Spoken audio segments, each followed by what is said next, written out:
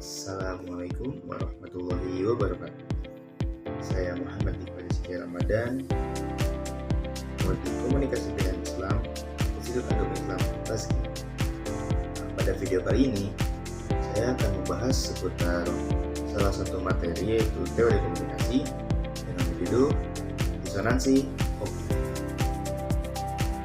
Menurut Leon Festinger, disonansi kognitif adalah kesenjangan terjadi antara dua kognitif yang tidak konsisten sehingga menciptakan ketidaknyamanan psikologis.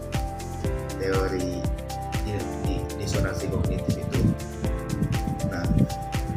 teori ini adalah teori yang membahas mengenai ketidaknyamanan seseorang akibat sikap, pikiran, perilaku yang saling bertentangan dan memotivasi seseorang untuk mengambil langkah untuk mengurangi ketidaknyamanan tersebut. Hal ini dapat menjadi 3 bagian.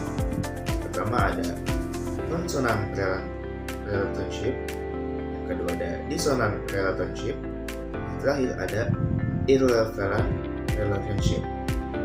Apa sih maksud dari poin-poin ketiga tersebut? Mari kita akan bahas satu persatu.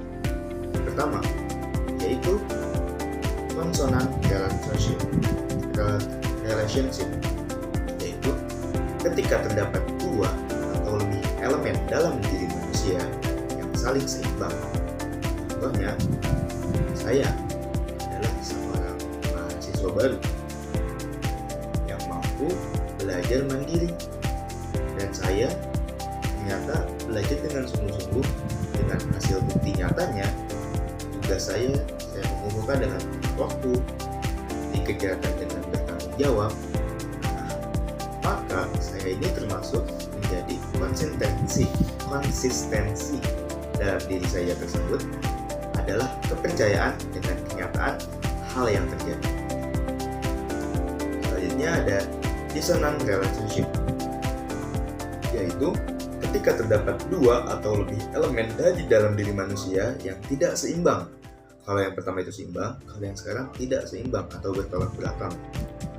Contohnya, kita percaya bahwa dosen itu sedang mengajar mata kuliah jurnalistik multiplatform yang akan memberikan nilai A karena kita merasa telah mengerjakan tugas dengan baik. Tapi pada kenyataannya, tugas kita malah diberikan nilai jelek atau mendapatkan nilai C. Maka itu bertolak belakang dengan hal apa yang kita kerjakan. Dan yang terakhir ada irrelevant relationship, yaitu ketika terdapat dua atau lebih elemen yang tidak berhubungan dengan manusia. Contohnya, saya membeli motor dengan STNK dan tidak memiliki BPKB. Lalu saya mendapatkan IP 3,5 di kampus setelah UAS. Maka kedua hal ini sangat tidak bertentangan sangat tidak berhubungan satu sama lain. Yang satu membahas tentang motor tapi tidak memiliki BPKB-nya, yang satu lagi saya mendapatkan nilai IP 3,5. Maka kedua hal ini tidak memiliki hubungan yang sehingga tidak dapat berpengaruh pada kognitif dalam diri saya. Dari pembahasan tersebut, kita dapat menyimpulkan ada 3 asumsi dasar yang dapat kita simpulkan. Pertama itu ada manusia berharap konsistensi antara kepercayaan, sikap, dan perilaku. Kedua, jika terjadi inkonsistensi pada kepercayaan, sikap, dan perilaku, maka muncul kegelisahan atau disonansi. Yang terakhir, manusia tidak mau tinggal dalam disonansi sehingga dia harus bergerak agar konsisten. Lalu, bagaimana jika kita mengalami disonansi? Di sini ada 3 tips jika kita mengalami disonansi. Yang pertama itu menggunakan terpaan selektif, yaitu mencari informasi yang sesuai dengan keyakinan kita atau informasi yang membenarkan perilaku kita. Contohnya, saya ambil contoh ketika ada seorang perokok seseorang yang merokok, mungkin dia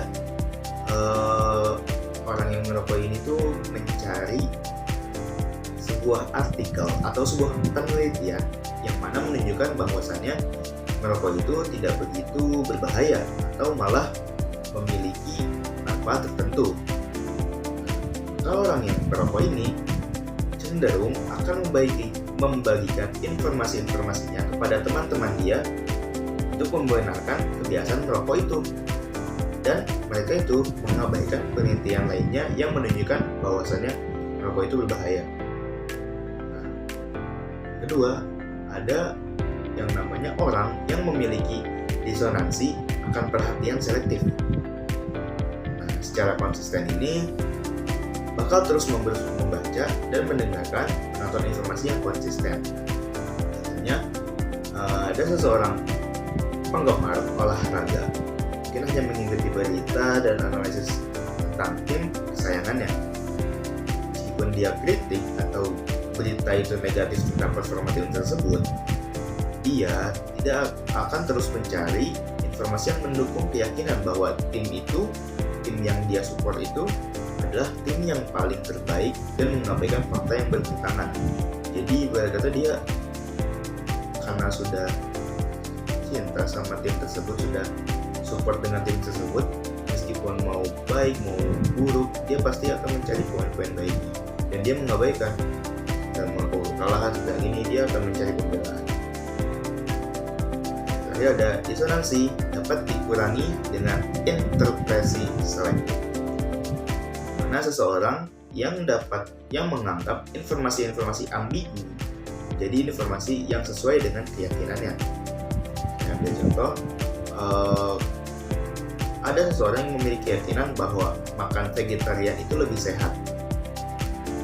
Mereka mungkin akan menafsirkan artikel tentang diet yang menunjukkan bahwa beberapa vegetarian itu masih mengalami masalah kesehatan, sebagai bukti bahwa masalah tersebut lebih terkait dengan faktor lain, bukan karena pilihan diet mereka, tapi mereka akan mengabaikan bukti yang menunjukkan bahwa diet vegetarian mungkin tidak selalu baik bagi semua orang.